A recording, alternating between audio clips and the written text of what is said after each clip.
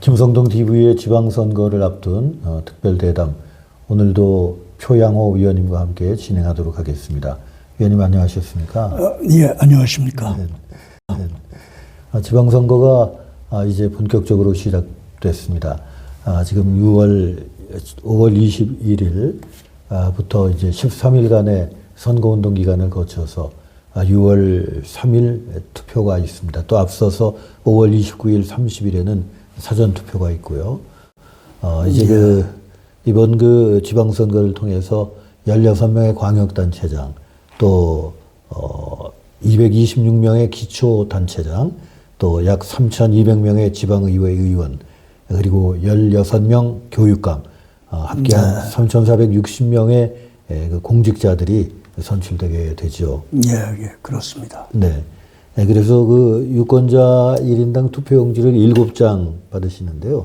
세종시하고 제주는 행정구역의 특성상 6장이나 또 5장을 받게 된다고 합니다.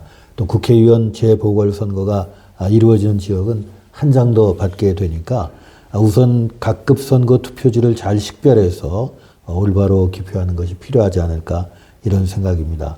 그야말로 문자 그대로 통합 그런 지방선거이기 때문에 또 이제 투표장에 나가시면 이 점을 또 유념하셔야 될 필요가 있을 것 같습니다.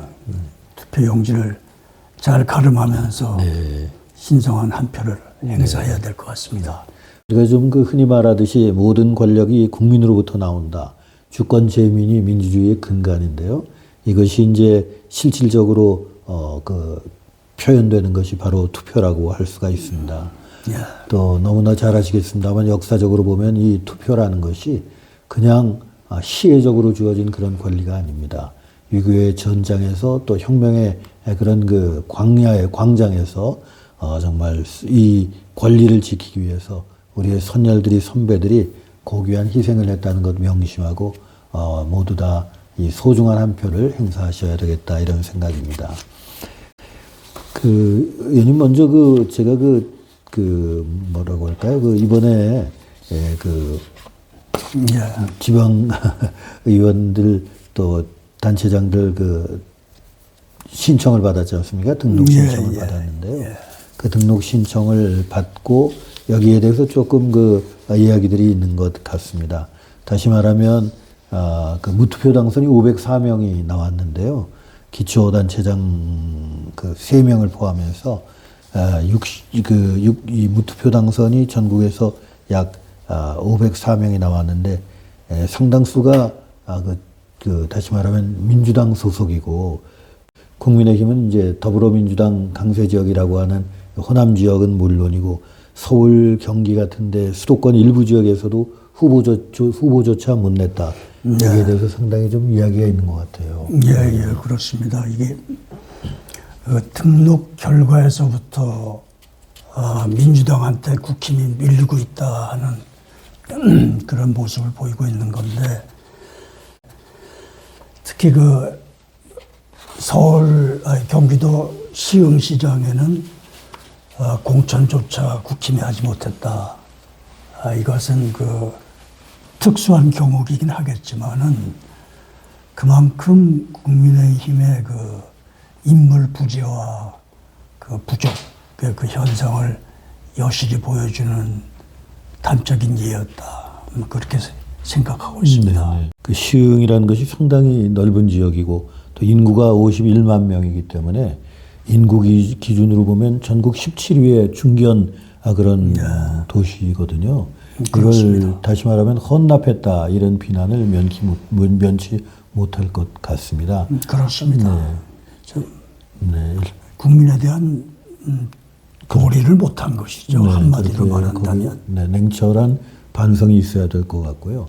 보도를 보니까 여기 함진규 경기도지사 선거에 경선에 나오셨던 함진규 전 의원하고 이런 분한테 이제 시흥 출신이기 때문에 영 후보가 없으면 좀 나와달라고 출마 권유를 했는데 안 나왔다, 이런 말씀이 계신데요. 이 기회를 빌어서 제가 하나 말씀드리고 싶은 것은 국민의힘의 후보자들을 대하는 태도입니다. 경기도지사 선거에 지금 양향자 후보가 이 경선을 통해서 결정이 됐습니다만은 진작에 지사 출마 의지를 표명했던 양향자 또 함진규 두 분이 계심에도 불구하고 이 두 분은 무시를 하고 계속 외부 영입을 한다, 누굴 모셔온다, 이 정말 그 혼란을 거듭하다가 마지막에 결국에 원점으로 돌아온 거는 두 분이셨거든요. 그러니까 이 당이 사람을 이렇게 귀히 여기고 특히 자기 당의 인물을 중시하는 이런 태도를 보여야지. 그래서 사람을 만신창이를 만들어 놓고 적임자가 아닌 것처럼 다 무시를 하고 그러다가 사람이 없으니까 이제 부상 상태분을 내보낸 것 같은 그런 이미지를 준다는 것 자체로 저는 상당히 국민의힘이 반성해야 될 그런 반성해야 된다 이렇게 생각을 하고요. 그만큼 그 당내 그 종합적 판단력이 부족한 거고 리더십도 매우 취약하다는 것을 보여주는 것이죠. 네, 정치에도 기본적인 도의가 필요하고 또 서로 이렇게 체면을 존중해주는 이런 게 보이는데 그 점이 참 안타까웠습니다. 결국에 이제 중요한 도시, 수도권의 하나의 그 거점 도시 중에 하나인 이 시흥에 후보를 못 내고 선거를 치르게 됐다는 데 대해서 정말 뼈아픈 자성이 필요하고 여기에 책임을 느껴야 될 사람들은 책임을 느껴야 된다. 이제 이런 생각을 합니다. 표현인 여론조사, 여야 간의 또 후보자 간의 격차가 좀 줄어들었다, 좁혀졌다, 이런 보도가 나오고 있는데 좀 예상되던 바죠? 예, 그렇습니다.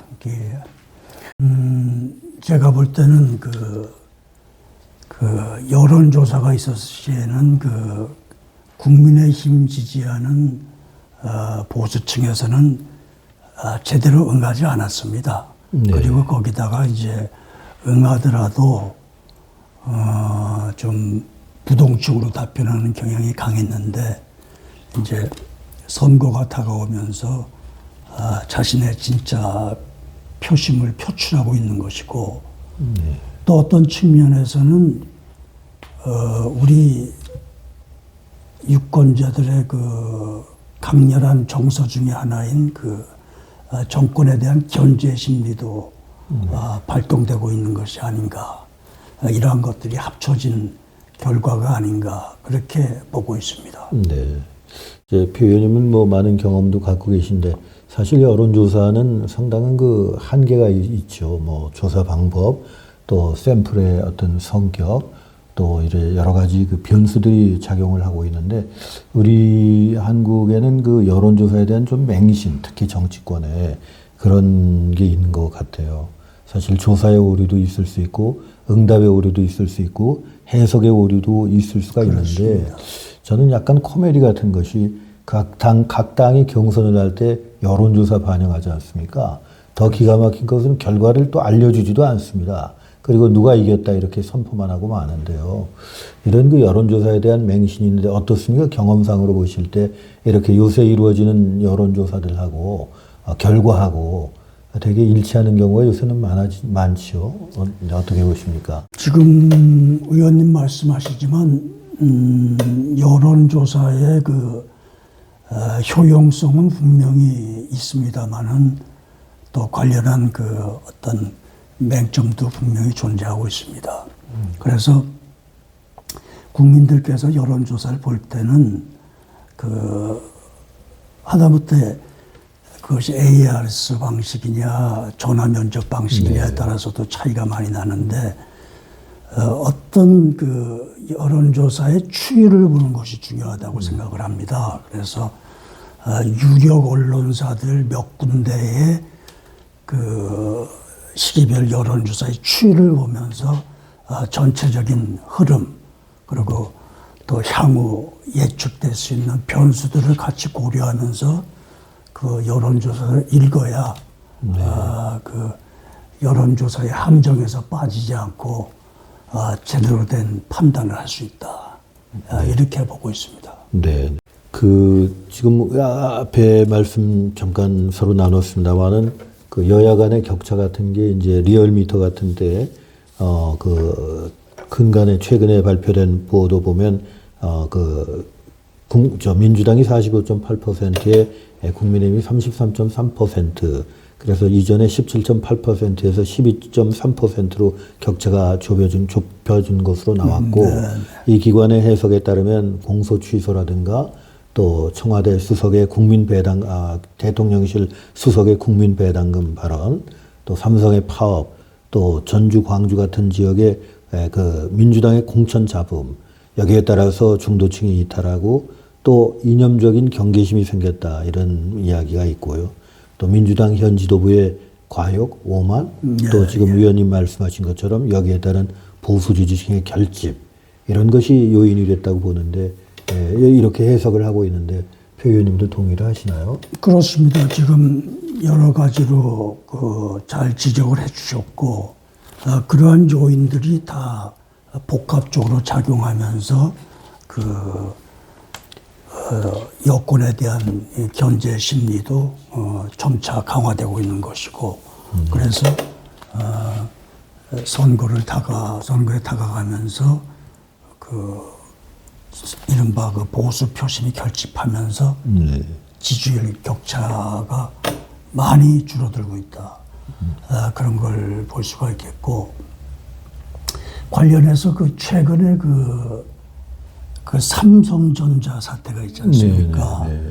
이런 것도 표심에 민심의 불안감이 작용하면서 표심에 작용될 수가 있는데 의원님께서도 아시다시피 이것은 그야말로 삼성전자 노조가 기업이나 나라를 걱정하는 게 아니라 그런 거는 염두에 두지 않는 집단 이기주의의 표출이 아니겠습니까?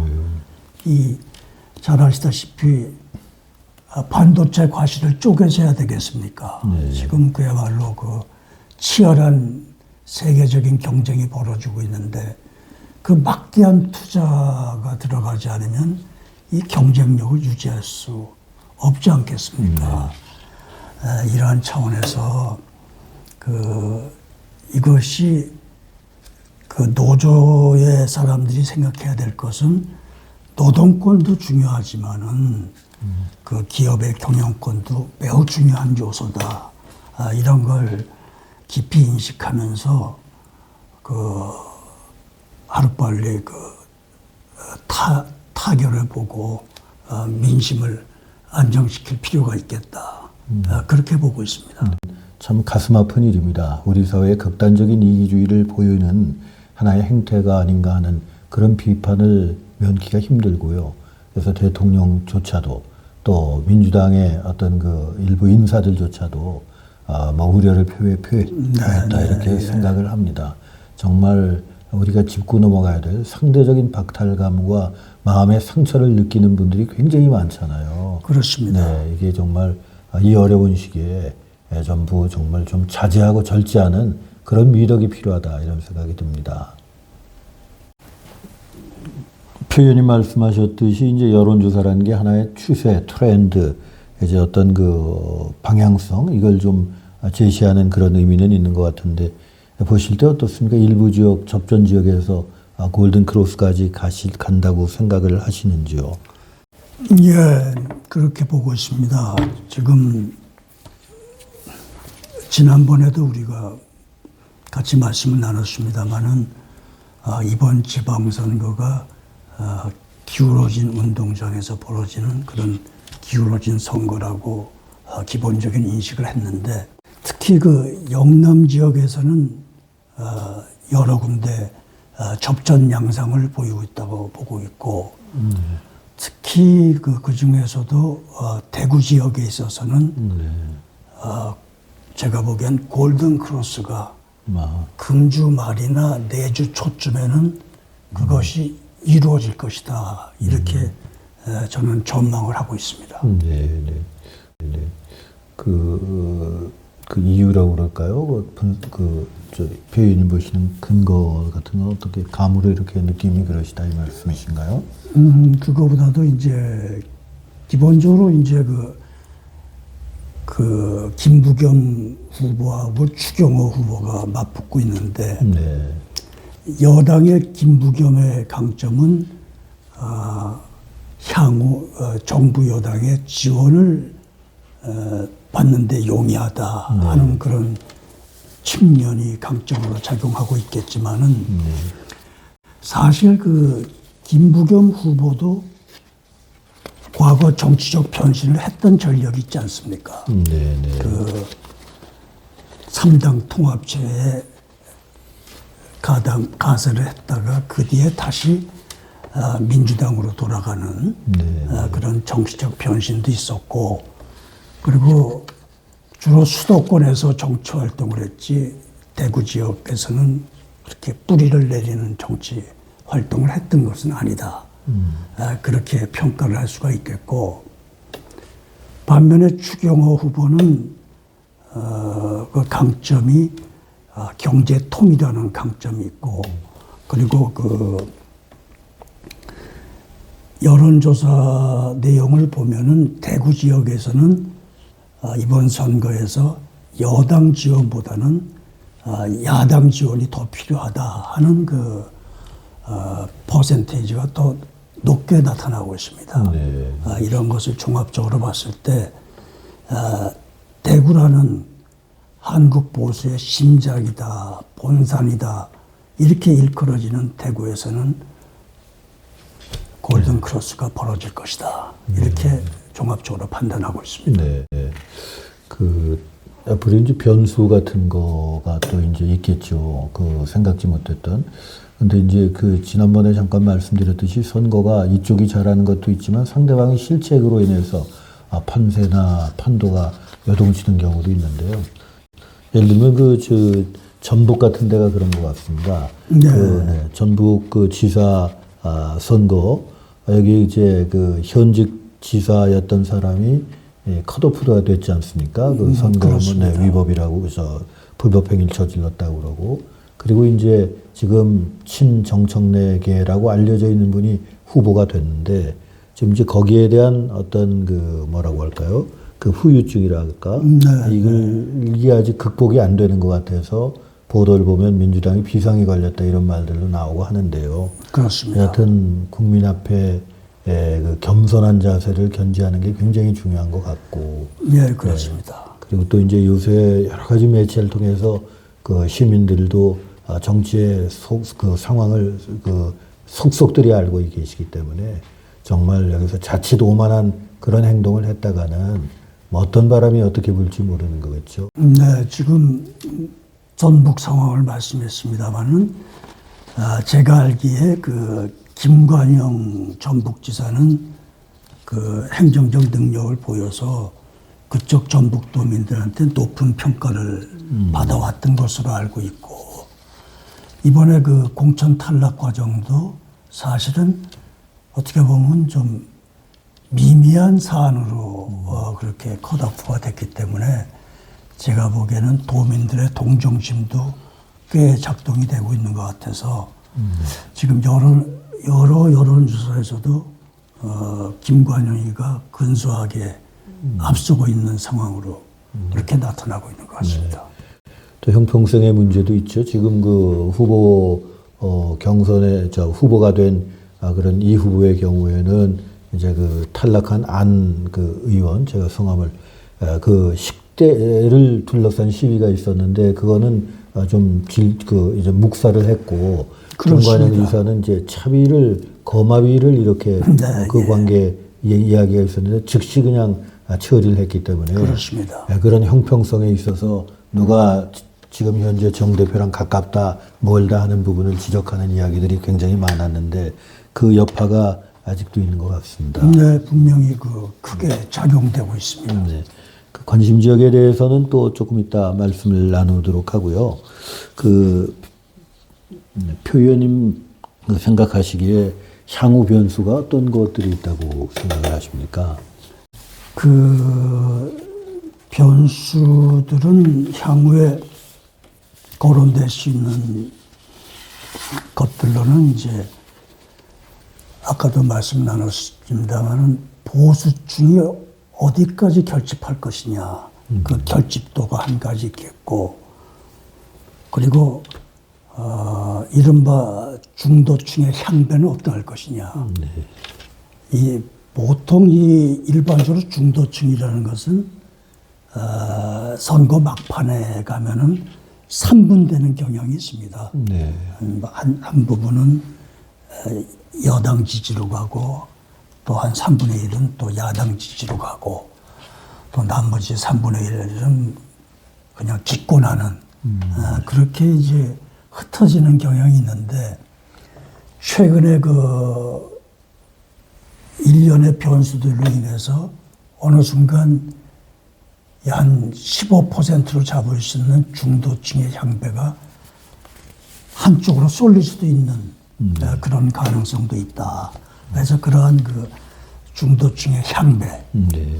그리고 세 번째로는 또 후보 개개인의 그 어떤 경쟁력과 네. 선거운동의 능력 그리고 마지막으로는 돌발 변수 이런 것들을 들 수 있지 않을까 그렇게 생각합니다. 나름대로 이제 일정한 뭐라고 할까요? 여론의 영향력을 가지고 있는 그런 그 중도적 인사들에 대한 구애가 활발해질 것 같은데 지난번에는 그 유승민 전 의원이 오세훈 서울시장 캠프를 방문한 일도 있었죠. 네, 그렇습니다. 이렇게 이제 그 선거가 가까워질수록 그런 그 중간 영역을 놓고 많은 그 경쟁이 있지 않겠나 이런 생각이 들고요. 또 하나 주목할 것은 한국갤럽의 4월 통합 여론조사를 보니까 20대와 30대가 41%, 36% 이른바 무당층 비율, 지지정당이 없다는 게 굉장히 높아요. 40대 23%, 50대 16%, 60대 21%에 비해서는 상당히 높고 또 일종의 그 기존의 정치에 대한 실망감 때문에 자기들도 이 진영 정치의 논리에 휩쓸리는 것에 대한 거부감이 있는데 문제는 이래 정책이나 또 새로운 어떤 그 어필하는 이런 자세나 태도 같은 걸 통해서 이런 그 무당층 또 중도층을 흡수해 나가는 것이 특히 이런 근소하게 박빙을 이루고 있는 그런 선거 상황에서는 굉장히 중요할 것 같다 이런 생각이 듭니다. 네, 그렇습니다. 그 관심 지역 몇 군데를 살펴보면은 이제 먼저 서울시장 선거가 있는데 사실 그 나오는 조사마다 아직은 그 정원호 후보가 조금 그 앞서 있습니다만 엎치락 뒤치락하는 현상이 그럴 조짐이 보이고 또 굉장히 근소하게 그 뒤지고 있던 오세훈 후보가 쫓아갔다 이런 그 이야기들이 있는데요.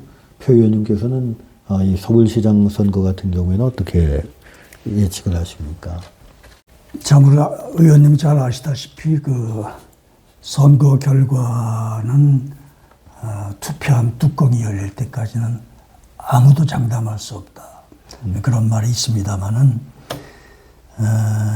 현재 양상은 기본적인 선거 구도에서는 오세훈 후보가 불리하지만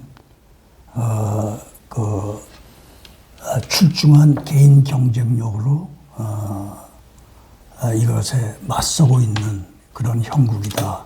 그렇게 한마디로 정리할 수가 있겠는데 아까 조금 전에 의원님께서 그 유승민 전 대표의 그 방문도 얘기하면서 중도층으로의 그 확산을 강조하면서 참으로 승패의 중요한 변수가 될 것이다. 그런 진단하셨습니다마는 그런 차원에서 계속적으로 선거운동 기간 내내 내연을 확대하기 위한 그런 노력이 경주돼야 될 것이다. 이렇게 보고 있습니다.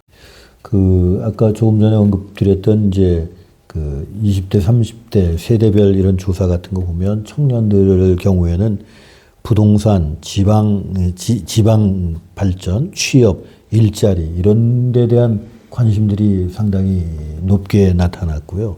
내란 청산, 3대 개혁 이런 것들 여기에 대한 언급들은 별로 적게 나타났다고 이렇게 이제 결과가 이렇게 증명을 하고 있는데 사실은 그 무당층, 중간층, 중도층 이런 영역에 계신 분들이 정말 특히 이번 선거가 지방선거이기 때문에 정치인들이 갖고 있는 일반적인 그런 틀에 박힌 인식보다는 이런 피부에 와닿는 실제적이고 또 뭐라고 할까요? 직접적인 이런 정책 배려 여기에 대해 관심을 많이 갖고 있는 거 아닌가 이런 생각이 드네요. 예, 그렇습니다.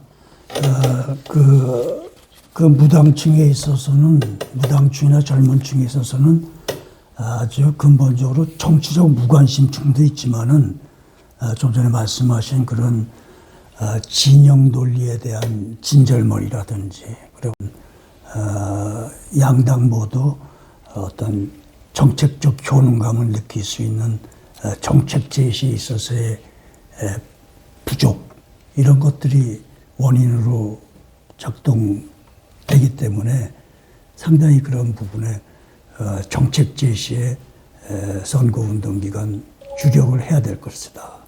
이렇게 보고 있습니다. 네. 아까 조금 민감한 이야기가 될지 모르겠습니다만은 아직까지는 서울시장 경우에 비해서 부산은 조금 격차가 있는 걸로 민주당 후보가 앞서는 걸로 이렇게 나가고 있는데요. 부산시장 선거하고 부산 북부 갑 선거하고의 연관성은 어떻게 보시나요?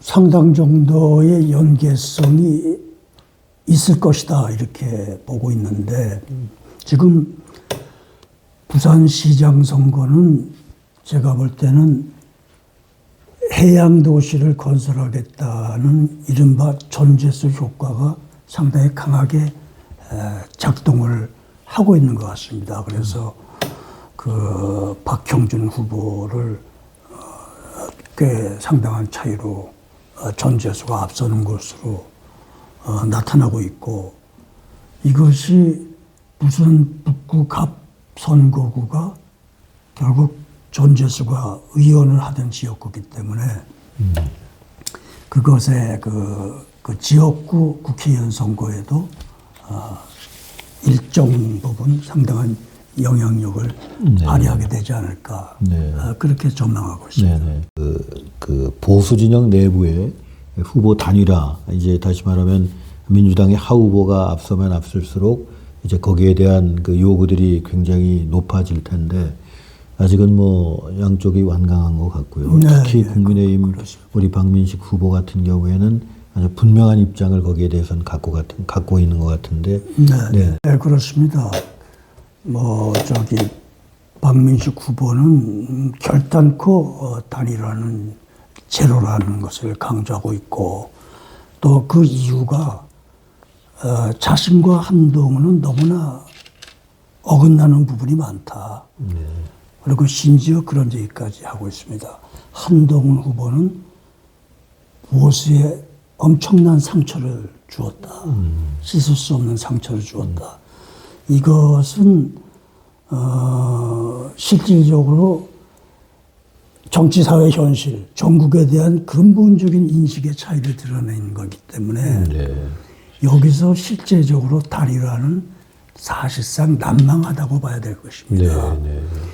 잘 아시다시피 지금 부산 북구갑에서 한동훈이가 무소속 후보로서 자기 개인적 역량을 최대한 발휘하면서 나름대로 선전하고 있습니다만은 기본적으로 한동훈 후보에는 그 보수 진영의 일정한 그 배신자 프레임이 작동되고 있습니다. 그게 너무 개헌 문제나 탄핵 문제에 있어서 너무 법적으로만 접근하지 않느냐 하는 그런 측면에서 비판과 깊은 그 어떤 회의감을 갖고 있기 때문에 한동훈 후보가 이것을 남은 기간 극복을 하면서 박민식 후보의 표를 자기 쪽으로 끌어당겨서 사실상 단일화시키는 그런 효과를 만들어낼 수 있어야 되는데 현실적으로 상당히 지난한 일이 아니겠느냐 이렇게 판단을 하고 있습니다.